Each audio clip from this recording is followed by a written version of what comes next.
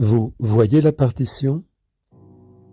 Vous voyez la dernière mesure, ces croches lentement jouées, par lesquelles Olivier Messiaen tente de saisir l'envolée de l'aigle royal.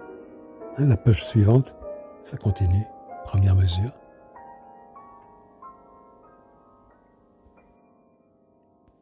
On peut imaginer le rapace au point le plus haut de son vol, comme on peut imaginer la musique occidentale de tradition écrite au point le plus extrême des possibilités de son écriture.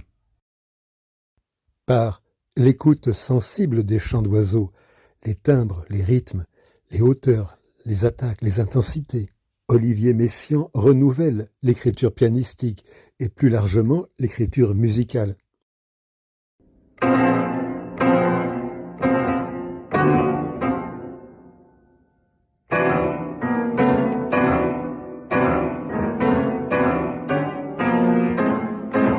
C'est un véritable élargissement et enrichissement de ce que notre oreille perçoit comme relevant de la musique. Cette extension me paraît d'autant plus remarquable qu'elle se fait sur un piano classique. L'instrument a évolué, bien sûr, mais le clavier, le système des marteaux, les cordes frappées sont ceux inventés vers 1700. On peut donc très bien imaginer la partition sur le pupitre d'un Mozart, même d'un Bach ou d'un Vivaldi. Il va de soi que cette musique, née 2 siècles après eux, aurait eu de quoi les surprendre, mais ils auraient pu la lire, la déchiffrer, l'entendre, constater à quel point sa notation est précise et détaillée.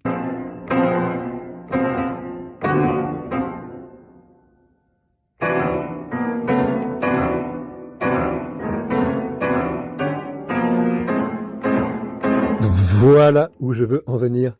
Des 8 préludes de jeunesse, 1929-1930, via les 20 regards sur l'enfant Jésus, 1944, jusqu'à ce catalogue d'oiseaux, 1956-1958, on peut, pour qui sait lire, trouver dans chaque recueil, chaque pièce, chaque page même, une leçon d'écriture, une leçon technique, une leçon de poésie, et surtout, et enfin, dans l'évolution qui conduit Messiaen à composer ce catalogue d'oiseaux, une leçon d'audace formelle, dont mes amis comprendront que je l'appelle une leçon orphique.